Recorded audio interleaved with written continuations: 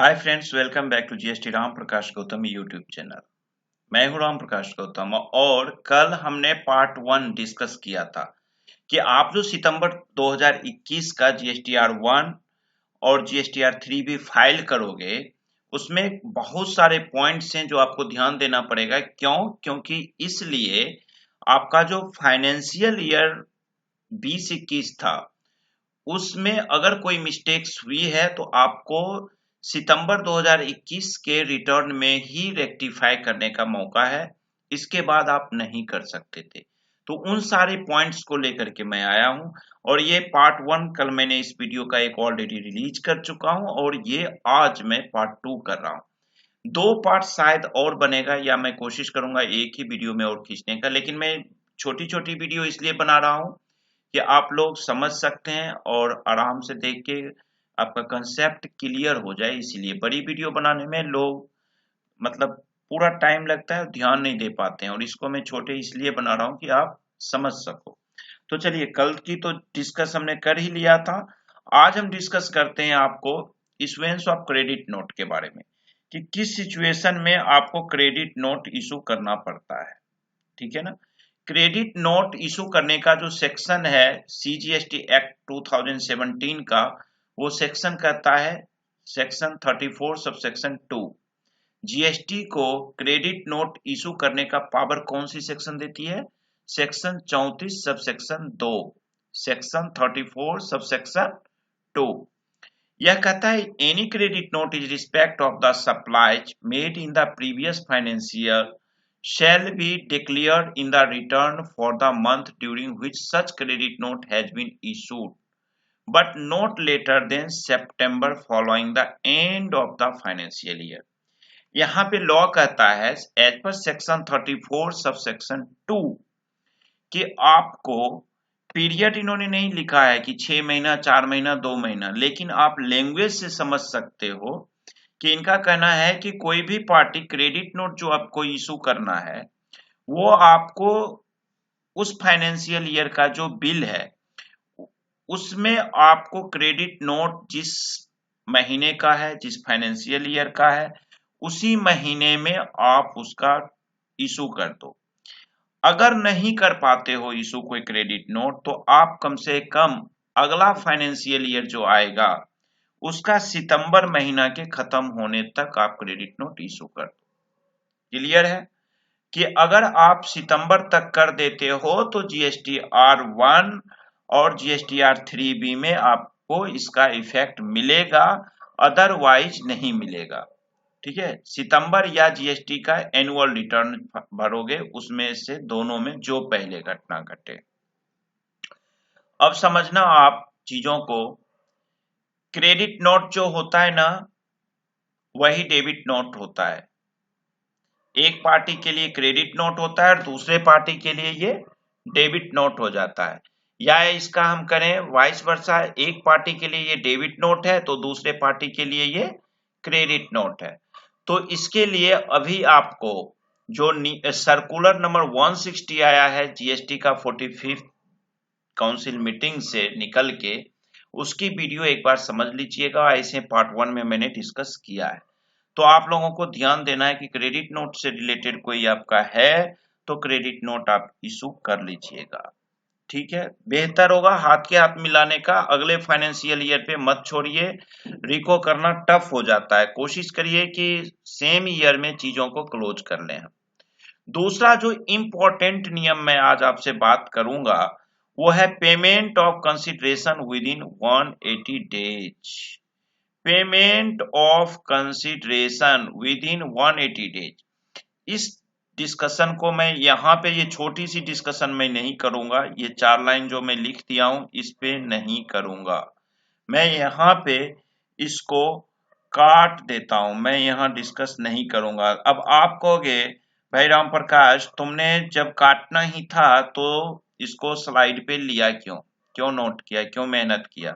मैं आपको इसको बताऊंगा डायरेक्ट सेक्शन पे जाके, सीजीएसटी एक्ट के सेक्शन पे। स्क्रीन पे आप देख रहे हैं मैं सीजीएसटी एक्ट 2017 का चैप्टर नंबर 5 जिसमें आईटीसी क्रेडिट लेने के लिए जो एलिजिबिलिटी है, जो कंडीशंस है, उसके बारे में डिस्कस किया गया है। सेक्शन 16 इसका मेन सेक्शन है और इसके सारे सब सेक्शंस हैं। सेक्शन 16 का सब सेक्शन 2 जो है वो बात मैं कर रहा हूं आपसे यहाँ पे, जिसको मैंने काट दिया है कि payment of consideration with in 180 days. Important line कह रहा हूं, ध्यान से समझिएगा। और जो मेरे पुराने फॉलोअर्स हैं उनको मैं कई बार रिक्वेस्ट किया हूं कि मेरी वीडियो जब भी देखिए तो आपके पास टाइम होना चाहिए। मैं वीडियो लंबा खींचता हूं एक्सप्लेनेशन के साथ, और दूसरी बात आपके पास नोटपैड और पेन होना चाहिए, मेरी बातों को नोट करते जाइए। अदरवाइज कोई बेनिफिट नहीं है वीडियो देखने से, यूट्यूब देखने से। अपना मोबाइल बंद करिए और प्यार से गहरी नींद में जाकर के सो जाइए, आराम करिए, क्या जरूरत है टाइम पास करने का। चलिए हम पॉइंट पे आते हैं। सेक्शन 16 सबसेक्शन 2 कहता है provided further that where a recipient fails to pay to the supplier. यहाँ पे कहता है कि अगर रेसिपिएंट कौन होता है, जो गुड्स को खरीदा या सर्विस लिया या गुड्स एंड सर्विस दोनों लिया है रेसिपिएंट, और वो सप्लायर को पेमेंट करने में फेल हो जाता है, फेल्स टू पे करने में वो फेल हो जाता है, other than the supply on which tax is payable on reverse charges. कौन सी सप्लाई पे? अगर कोई आप आरसीएम का लियो, रिवर्स चार्ज मैकेनिज्म के बेसिस पे आपने कोई परचेज किया है तो उसको छोड़ दो। इसके अदर यानी कि जिसमें आपको जीएसटी का आईटीसी लेना होता है मेरे दोस्त, उस बिल को पेमेंट करने में आप फेल हो जाते हो, the amount towards the value of supply along with tax payable thereon within a period of 180 days from the date of issue of invoice by the supplier। Clear? समझिए फिर से। अगर आप किसी से माल परचेज करते हो, इसको मैं हिंदी में सीधा सीधी बता रहा हूं, बिहारी भाषा में बोल रहा हूं, आप सीधा समझना इसको। अगर आप कोई माल परचेज किए हो और उस पे आरसीएम नहीं लगा है, तो माल को परचेज करने के बाद आपको जो माल का वैल्यू है विद जीएसटी अमाउंट, मान लो 100 रुपये का माल का वैल्यू है, 18 रुपए जीएसटी है तो 118 रुपया आपको 180 दिन के अंदर पे करना है। अगर आपने पे नहीं किया और आपने क्या किया, जब बिल आया आपने आईटीसी क्लेम कर लिया, बुक जब आपने बुक में बुक्स ऑफ अकाउंट्स में एंट्री करोगे तो निश्चित ही आप एंट्री करोगे तो आप उसका आईटीसी ले लोगे, और पेमेंट आपने अगर 180 दिन में नहीं किए हो तो आपका ये रिवर्स करना पड़ेगा। तो आप चेक कर लेना अपने बुक्स को कि ऐसी क्या कोई एंट्री है। अगर ऐसी एंट्री है कि आपने पेमेंट कोई नहीं किए हो तो या तो अभी पेमेंट कर लेना भाई, और अपना सितंबर में कोई बात नहीं है ले सकते हो। अगर 6 महीना हो चुका है, मैं फिर भी कहूंगा कर लेना, असेसिंग ऑफिसर से रिक्वेस्ट कर लेना। अगर 6 महीना से ज्यादा हो भी गया है अभी तक में और नहीं लिए हो तुम, मतलब पेमेंट नहीं किए हो, तो अभी कर दो और करके आईटीसी ले लोगे। तो इस केस में अगर नहीं किए हो और अभी तक नहीं किए और अभी आगे और नहीं करने का इरादा है और 180 दिन हो चुका है, तो उस केस में क्या करो, जो आईटीसी आपने लिए हो ना उसको रिटर्न कर दो विद इंटरेस्ट। ठीक है, उसे रिटर्न कर दो विद इंटरेस्ट, बिना सोचे समझे, एलोंग विद इंटरेस्ट।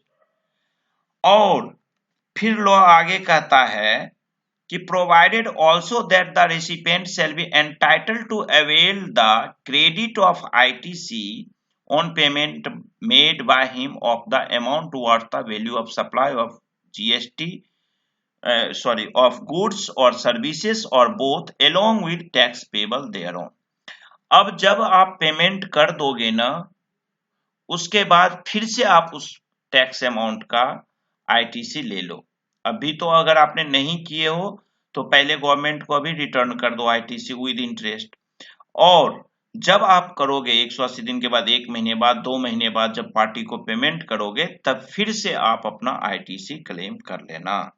तो ये इंपॉर्टेंट था यहाँ पे, ये मुझे उम्मीद करूं अगर आप लोगों से, तो ये आप जरूर चेक करिएगा।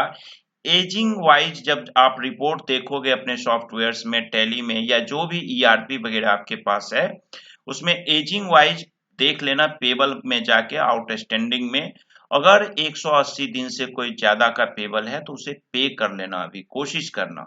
अदरवाइज सितंबर के जीएसटीआर 3B में उस अमाउंट को रिटर्न कर देना जो आपने आईटीसी ले लिया है, और जब आप पेमेंट करोगे तो फिर से आईटीसी ले लेना। क्लियर? चलो, अब मैं अगला पॉइंट पे फिर थोड़ा सा आपका टाइम लूंगा। जैसे मैंने कल आपसे डिस्कस किया था कि अगर आपका कोई आईटीसी छूट रहा है, आज हम बात करेंगे कि अगर आपने जीएसटीआर 1 में कोई गलती किया है फाइनेंशियल ईयर 2021 में, तो उसको सुधार करने का मौका आपको मिला है। As per section 37 subsection 3 CGST act 2017 का सेक्शन 37 सबसेक्शन 3 कहता है, any correction in respect of the details already furnished in GSTR 1 shall be allowed till furnishing return for the month of September following the end of financial year to which such detail pertain, or filing of relevant annual return whichever is earlier।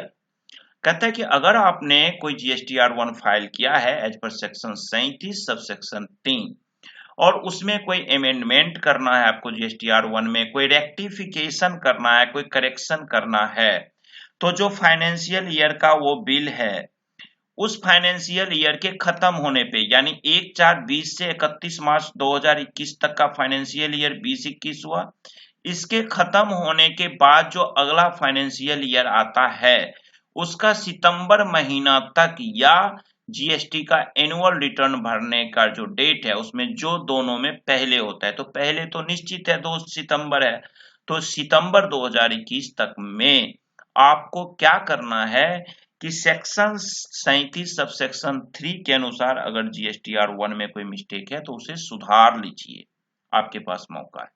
इस point में आपको last date जो है अप्रैल 20 से 21 तक का, वो कब है? सितंबर 2021 का जीएसटीआर 1 का रिटर्न। सितंबर जीएसटीआर 1 कब जाने वाला है? सितंबर का 11 अक्टूबर को। अब इसमें आपके साथ क्या क्या हो सकते हैं गलतियां, हम उसकी डिस्कस करते हैं। अगर आपने कोई by mistake export with payment of tax कर दिए हो, आपको मालूम नहीं था, आपने जीएसटीआर 1 में जो एक्सपोर्ट है उस एक्सपोर्ट को विद जीएसटी टैक्सेस आपने कर दिया, और जीएसटी रिफंड आपने आईजीएसटी का रिफंड नहीं लिया, तो अभी आपके पास संभव है एक्सपोर्ट डिटेल जो जीएसटीआर 1 का टेबल नंबर 9A है वहां पे करेक्शन करने का। आप उसे अमेंड कर लीजिए और उसके बाद आप जीएसटीआर 1 का सही होने के बाद आपको वो रिटर्न हो जाएगा। नेक्स्ट चांसेस आपका बन सकता है कि if recipient buyer of goods or services is not able to find details of his purchase invoice from his supplier in his GSTR 2A 2B, then क्या होता है, आपने माल बेचा, जो माल बेचने वाला होता है वो जीएसटीआर 1 फाइल करता है। जब आप जीएसटीआर 1 फाइल करते हो तो जो माल परचेज आपसे करता है उसके ऑटोमेटिक पॉपुलेटेड होके उसके पोर्टल पे आ जाता है जीएसटीआर 2A 2B। जब आप जीएसटीआर 1 फाइल करोगे और जिस बंदे को आपने माल बेचे हो उसके पोर्टल पे, उसके जीएसटीआर नंबर्स के थ्रू उसके पोर्टल के 2A में ये शो कर देगा कि जिससे आपने माल परचेज किया उसने इनवॉइस नंबर 30 अपलोड कर दिया और उसका आईटीसी आप ले सकते हो। अब क्या होता है, परचेजर जब देख रहा है कि अरे यार इस बिल का तो एंट्री 2A में आ ही नहीं रहा आईजीएसटी का या एसजीएसटी का या सीजीएसटी का, तो इसमें क्या हो सकता है, इसमें गलती होने के चांसेस क्या हैं कि जब आप GSTR1 फाइल कर रहे थे, सेलर जो है जब GSTR1 फाइल कर रहा था तो वो सपोज करो B2B में सेल था, लेकिन वो बाय मिस्टेक B2C में सेल डाल दिया। सेल करना था B2B यानी बिल टू बिल करना था, बट उसने क्या किया, बिल टू कस्टमर कर दिया, यानी रिटेल इनवॉइस दे दिया। अब बिल टू कस्टमर अगर आप दे देते हो तो जीएसटी कहता है कि जो एंड यूजर है, कस्टमर जो है, उसको जीएसटी का आईटीसी मिलेगा नहीं, लेकिन तुम्हें तो जीएसटी पे करना पड़ेगा सेलर को, बट बायर आईटीसी नहीं ले सकता है। क्यों? क्योंकि वो कस्टमर है। अब B2B जब दोगे तभी तो होगा, तो इस केस में आप B2C से B2B में कन्वर्ट कर लीजिए, आपके पास समय है। हो सकता है किसी केस में कि आपने B2B तो सेल कर दिया और जीएसटी रिटर्न में भी आप GSTR1 में भी आपने B2B सेल ही दिखाया, बट आपने पार्टी का, परचेजर का, अपने परचेजर का, यानी कि आपका जो डेटर्स है उसका जीएसटीआई नंबर गलत दे दिया। ऐसा कई बार होता है कि जीएसटी जैसे ओ और जीरो, मैं आपको एक कंसेप्ट बता देता हूं, लोग ओ और जीरो को सेम समझ लेते हैं, लेकिन ध्यान रखना ओ जो होता है ना वो थोड़ा सा गोल होता है। देखो ये जीरो जो होता है ना, जीरो का ये जो ये है, ये थोड़ा ड्रम जैसा होता है, लेकिन तुम ओ देखो, यहाँ पे ओ देखो कैसा है, ओ एकदम गोल होता है इसका, लेकिन जीरो जो है वो ड्रम टाइप का होता है, सिलेंडर टाइप का होता है। तो लोग ओ और जीरो को कंफ्यूज हो जाते हैं और ये मिस्टेक्स कर सकते हैं कि जीएसटी नंबर गलत डाल दिए। अब अगर आप जीएसटी नंबर गलत डाल दिए हो तो जो आपका डेटर्स है, यानी कि जो आपसे माल परचेज किया है, वो बंदा गलत जीएसटी होने के कारण अपने 2A में नहीं देख पाएगा और वो किसी और को चला गया, या अगर वो नंबर किसी और को नहीं इशू हुआ है तो गलत हो गया है, तो उस केस में आप जीएसटी नंबर सही कर दो अपने डेटर्स का, ताकि उस डेटर्स के, उस परचेजर के जीएसटी पोर्टल पे 2A पे यह बिल शो कर जाए। तो ये करने का भी चांस आपके पास है। इन केस अगर आपने प्लेस ऑफ सप्लाई गलत कर दिया, तो इस तरह की अगर बहुत सारे कोई गलतियां हुई है आपसे तो उसको करेक्ट कर लो, और इसका टाइम आपको कब है, GSTR1 सितंबर 2021 का जब फाइल करोगे तब।